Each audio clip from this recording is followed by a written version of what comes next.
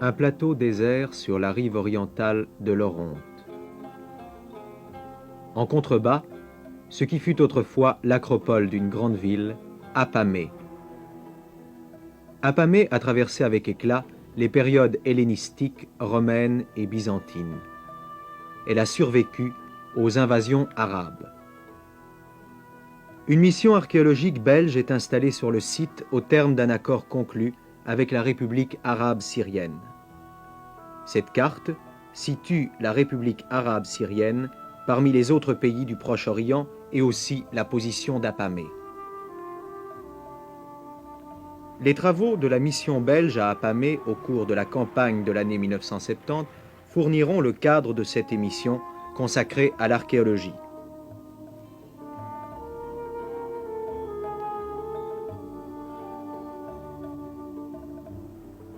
L'équipe revient du chantier à la Maison des Fouilles.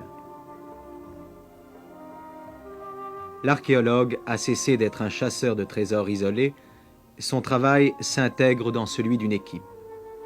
Topographe, architecte, archéologue de chantier ou spécialiste, coopèrent à une recherche dont le chef de mission assure à l'heure du café et en toute simplicité la coordination et la stratégie.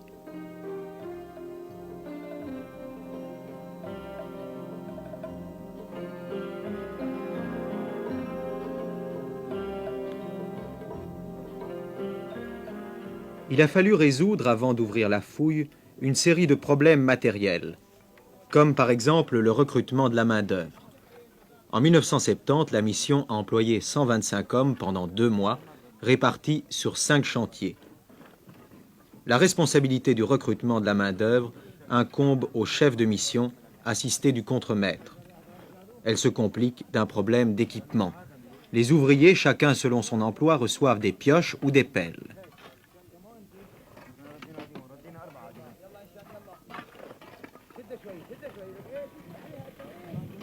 Les transports à courte distance se font au moyen d'un escadron de brouettes.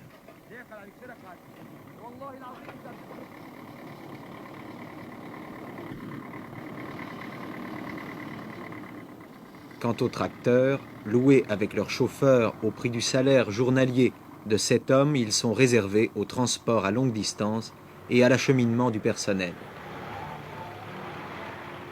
Il est 6 heures. Une matinée de chantier, pareille à tant d'autres, va commencer. Comment l'archéologue découvre-t-il l'endroit où il doit creuser? La réponse dépend de l'état de conservation du monument. Dans le cas le plus favorable, certains vestiges affleurent encore, plus ou moins enveloppés par des alluvions séculaires. En suivant avec attention les mouvements du sol, on bute sur les restes d'une construction importante, peut-être des thermes. Ces exemples ne sont pas rares sur l'emplacement du quartier résidentiel d'Apamée.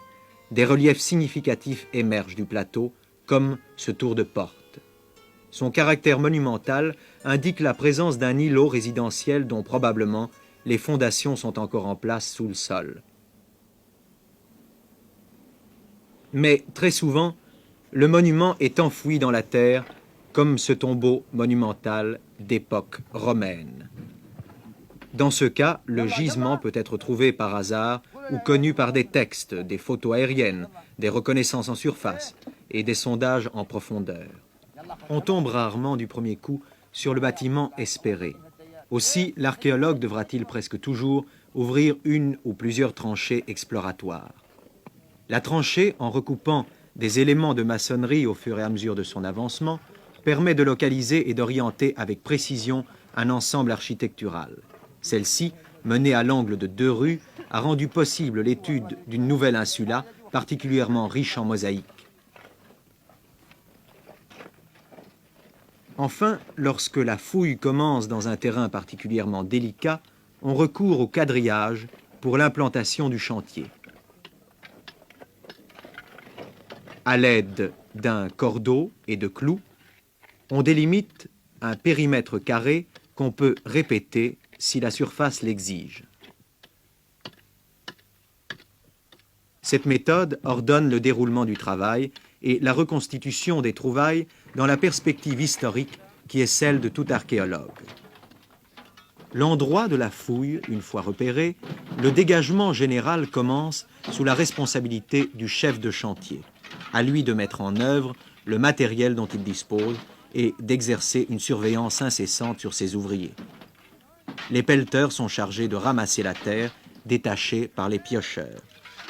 Quand ils ont fini, ils se reposent pendant que les piocheurs reprennent leur travail, chaque ouvrier ne maniant qu'une espèce d'outil. Dès que la quantité de terre meuble est suffisante pour être évacuée, elle est chargée dans les remorques des tracteurs par une équipe de 6 hommes spécialisés.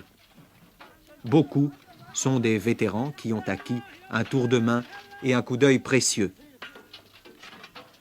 Des mètres cubes de terre doivent donc être enlevés avant que commence le travail scientifique proprement dit. Si l'on opère dans un secteur archéologique dense, il faut transporter les déblais vers des lieux de décharge parfois fort éloignés.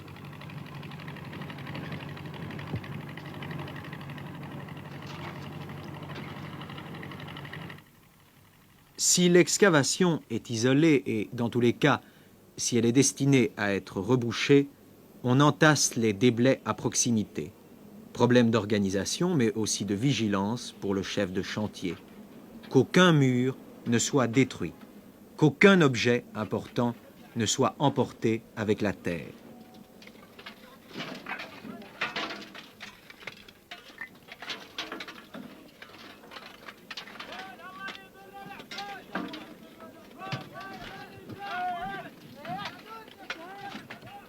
Le dégagement général ayant révélé des constructions, il s'agit d'abord d'en faire le relevé topographique. L'opérateur matérialise par un jalon portant une mire un point dont la position est connue sur le terrain. Ce repère correspond au numéro 19 du plan d'ensemble établi par le topographe et reliant tous les points connus du site par des droites formant un réseau de triangles. Dans le triangle 18, 19, 23, les angles au sommet 19 et 23 ont été calculés au cours d'une phase antérieure de l'opération, donnant la valeur de l'angle 18. Il reste à vérifier cette valeur et pour cela à marquer sur le terrain la position d'un second point de référence, le numéro 23. Le théodolite est installé à l'emplacement du numéro 18, soit au sommet de l'angle à mesurer, et soigneusement mis à niveau. L'œil au viseur, l'opérateur braque la lunette sur le repère numéro 19. Quand il juge la visée suffisamment précise, il bloque le pivot de l'appareil et met à zéro la couronne de mesure d'angle. Le contrôle de l'angle permettra aux architectes de situer avec un surcroît de précision l'angle nord-ouest de ce bâtiment dans la topographie générale du site à partir de la mire du point 19. Le théodolite pivote légèrement vers la droite et balaie une surface angulaire que la couronne de mesure enregistre. Il n'y a plus qu'à noter, à l'intention des dessinateurs, la mesure inscrite dans l'appareil.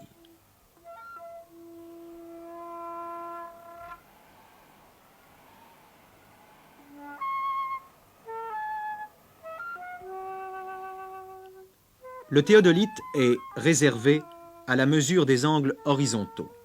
L'échelle pliante que voici sert de mire à un autre appareil, le niveau. On dresse la mire perpendiculairement au sol dont on veut connaître l'altitude. Le niveau a été réglé sur un point du site dont l'altitude est connue. Il suffit donc d'amener le viseur sur la règle graduée pour lire la différence d'altitude entre le point cherché et le point de référence. Celui qui opère la visée indique les points importants, à l'aide chargée de placer la mire.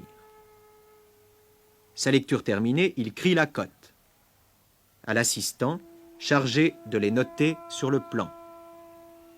La mire est ensuite déplacée et se trouve ainsi sur un second niveau. Il s'agit de déterminer l'écart d'une série de sols superposés.